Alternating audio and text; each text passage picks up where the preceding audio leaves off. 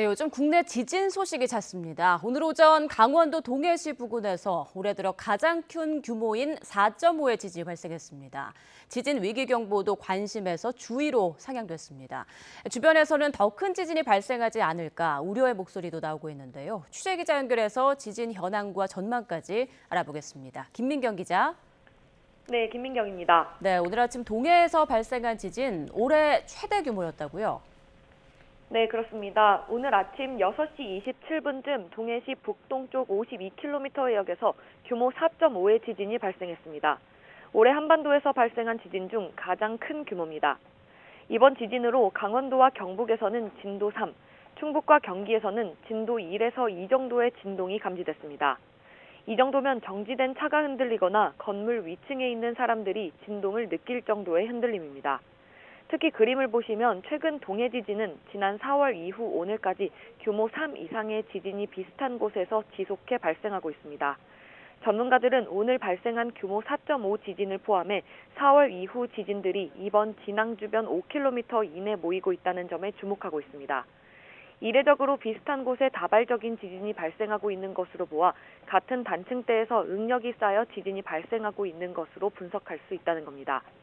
현재 동해는 지난 23일 이후 어제 오전 8시쯤 3.1의 지진이 발생한 데 이어 오늘 규모 4.5의 연이어 발생하면서 지진 위기 경보도 관심에서 주의로 상향됐습니다. 네, 그런데 동해 부근에는 과거에도 큰 지진이 발생한 적이 있다고요? 네, 그렇습니다. 과거 동해에서는 1996년 규모 4.2의 지진 이후 2019년에도 규모 4.3의 지진이 발생한 바 있습니다.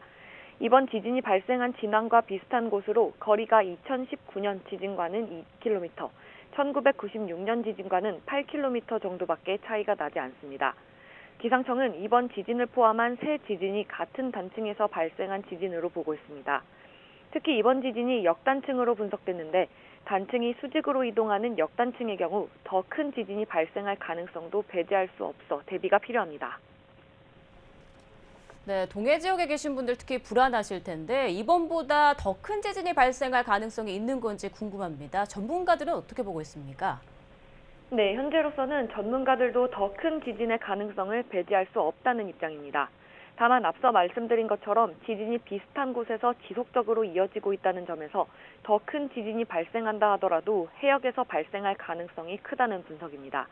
동일본 대지진 이후 응력이 동해안 깊은 곳까지 영향을 주고 있어 동해안 곳곳에는 지금까지 규모 4 이상의 지진이 수차례 발생한 바 있습니다. 특히 이번 지진이 이례적으로 확장성을 갖지 않고 좁은 지역에서 군발 형태로 발생하고 있다는 점, 또 이미 해안에서 내륙으로 진동이 전해지면서 내륙에도 어느 정도 영향을 주고 있다는 점에서 지속적으로 예의주시할 필요가 있어 보입니다.